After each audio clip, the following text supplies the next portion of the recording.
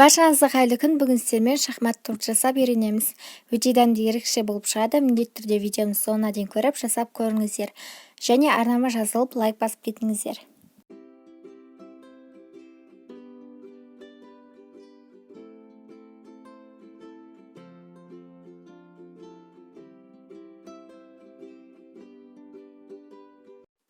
Ең алдымен бисквит дайындап аламыз. 5 жұмыртқаға құмшекер қосып, аппақ болып 2 есе ұлғайғанша 15 минут миксерлеп аламыз. Осылай 2 есе ұлғаяды. Енді какаоға ыстық қайнаған су құйып араластырамыз.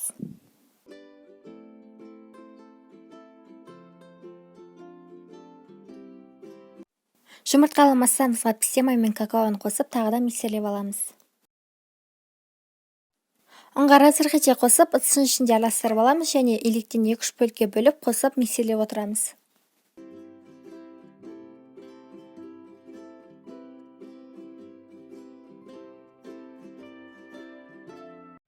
Қамыр осындай қоюлықта болады. Енді қамырымызды табаға пергамент қағазды қойып, 180 градуста пісіріп аламыз. Піскен соң ағаш таяқшамен тексереміз, ол құрғақ болып шығу керек, сонда пісті деген сөз. Енді бисквитті табасынан босатып, видеодағыдай 2 бөлікке бөлеміз. Арасын бөлгенде жоғарғы жағын үлкендеу қылып кесеміз.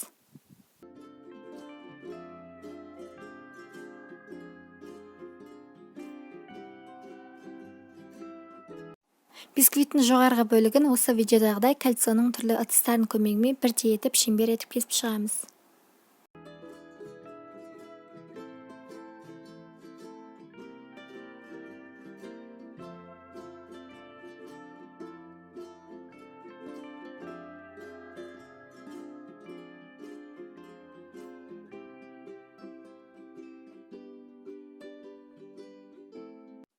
Шеңберлерді арасынан біреуін тастап, видеодағыдай дайындап аламыз.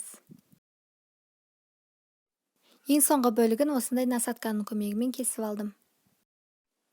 Енді тортымыздың суфлесін дайындаймыз. Салқын сүтке желатин қосып, ісінгенше 15-20 минутқа қойып қоямыз.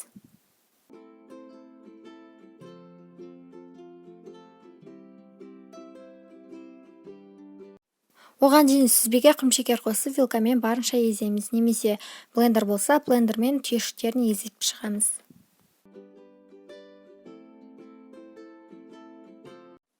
Енді кілегейге құмшекер немесе сахарный пудраны қосып, қойылғанша миксерлейміз. Үстіне жаңағы ісінген желатинді су моншасында ерітіп, кілегейге қосып, тағы да миксерлеп аламыз. Үстіне сүзбемізді қоса отырып, тағы да миксерлеп отырамыз.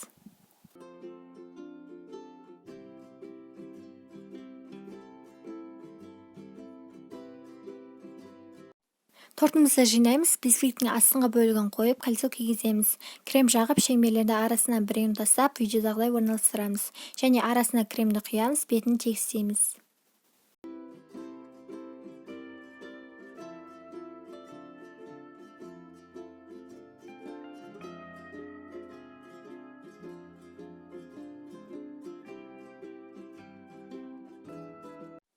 Енді қалған шеңберлерді қоямыз, арасына крем құямыз, бетін тегістеп, пищевой пленкамен жауып, холодильникке кемінде 4-5 сағатқа қоямыз.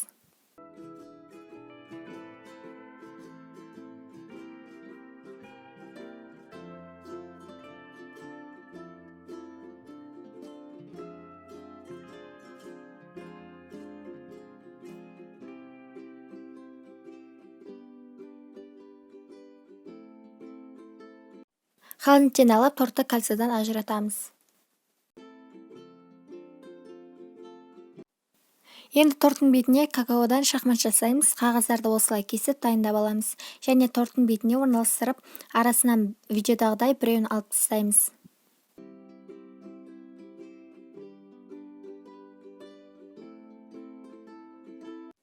Қағазды қиғашынан қойып, тағы да арасынан аламыз. Какаоны електен өткізіп, бетіне сеуіп, қағаздарды алып тастаймыз.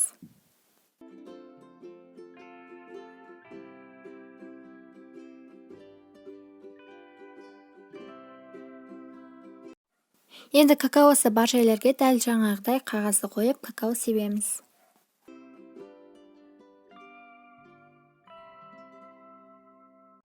Қағаздарды алғанда осындай әдемі шахматтар шығады. Осымен шахмат ерекше торт дайын болды, өте дәмді, керемет болып шығады. Қиын болып көрінгенмен жасағанда оңай жасалады. Міндетті түрде жасап, үй-іштеріңізді қуантыңыздар және менің арнама жазылып, лайк басып кетіңіздер. Әлі көп рецепттер болады.